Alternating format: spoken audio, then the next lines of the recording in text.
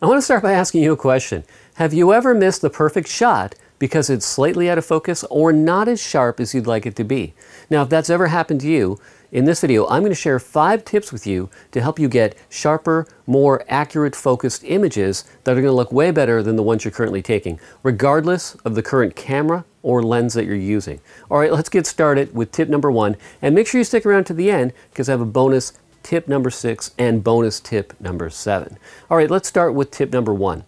Let's switch your camera to one focus point. So I know your camera might have 500 different focus points. All you really need is one focus point, and then you can choose exactly what you're focusing on the image. So for example, if it's a portrait, then you want to focus on the closest eye to you. If it's a flower, you want to focus on the flower. Regardless of what type of photography, whether it's portrait or landscape, use one focus point for more accurate focus. That's tip number 1. Now, tip number 2 is to use a tripod. Now, I don't like using a tripod.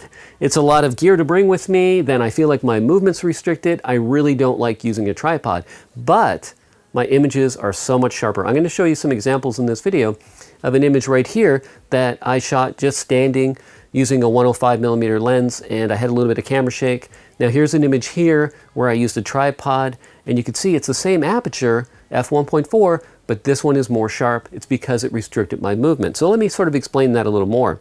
Now you can see the camera, it's on a tripod, it's steady. Now if I were to hold it in my hand and I press the shutter halfway down, I'm focused. But if I move just slightly forward or just slightly aft and I'm shooting at an aperture like f1.4, that could make all the difference, especially if you're shooting at 100mm or 200mm. So really, there's some camera shake, there's some movement in my body. I might move forward, I might move back.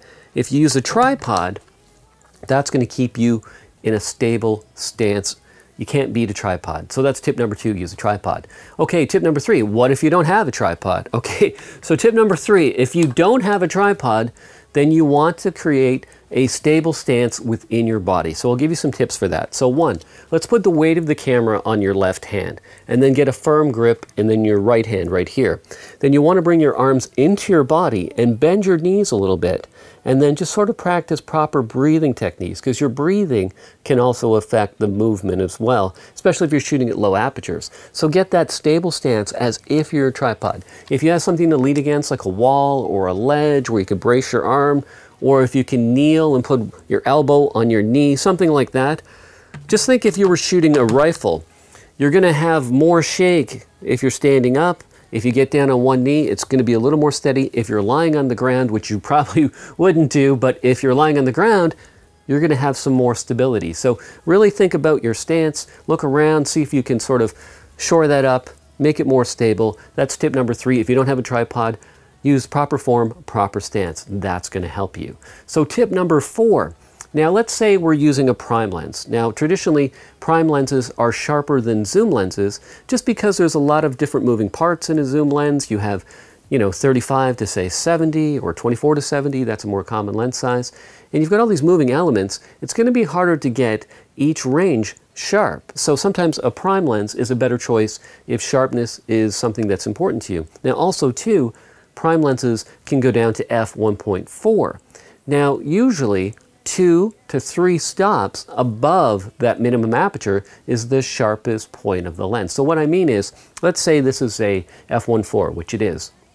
Now, if I shoot this 2 to 3 stops above that, so f1.4, we go up 1 stop, f2, we go up 2 stops, it's f2.8, we go up to 3 stops, f4. Now, if I shoot in the f4 range, that is going to be sharper than if I shot this at f1.4. So look for that sweet spot of your lens. Now, you can do a test. You can take your lens out, you can focus on one point and shoot at 1.4, 2.28, 4, f5, 5.6, f8. Go in that range, take these images to your computer and say, hey, which one looks the sharpest?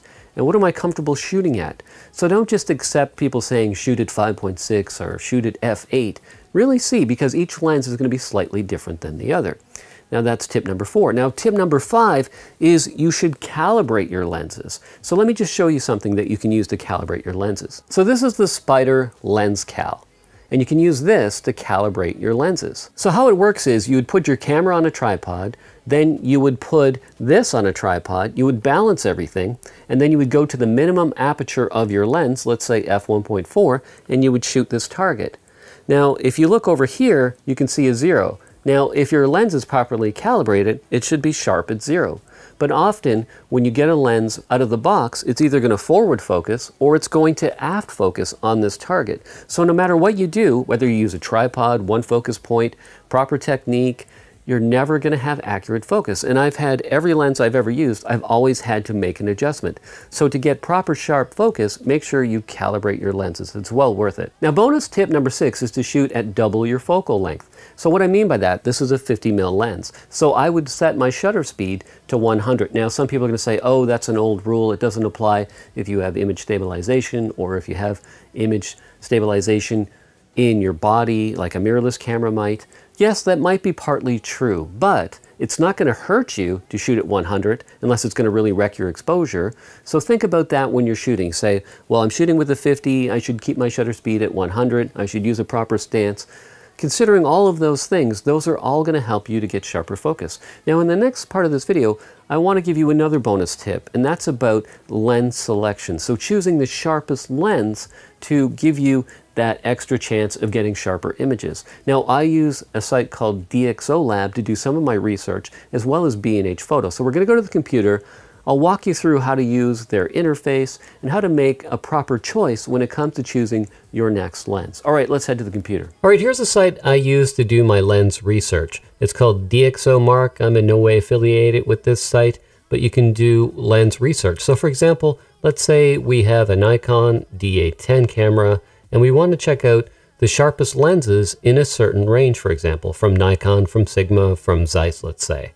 Okay, so we put Nikon here, mount it on, we pick our camera, so you can just click on these boxes, you can pick different things. Let's say we want to check out a prime lens, and we want it to be a standard lens, so I'll uncheck these two, and maybe a telephoto lens. And then you can come down here and you see mount type. So depending on your camera, you might have a Canon EF mount, you might have an EFS mount, you might have a Sony mount, you might have a Nikon F mount. So I've got a Nikon FX mount. So just make sure you've got the camera brand, the proper camera body, or the closest thing you can find to that.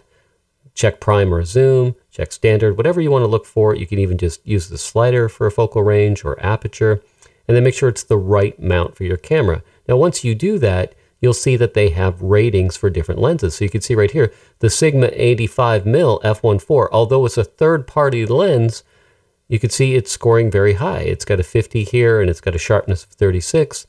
And then you've got your Carl Zeiss.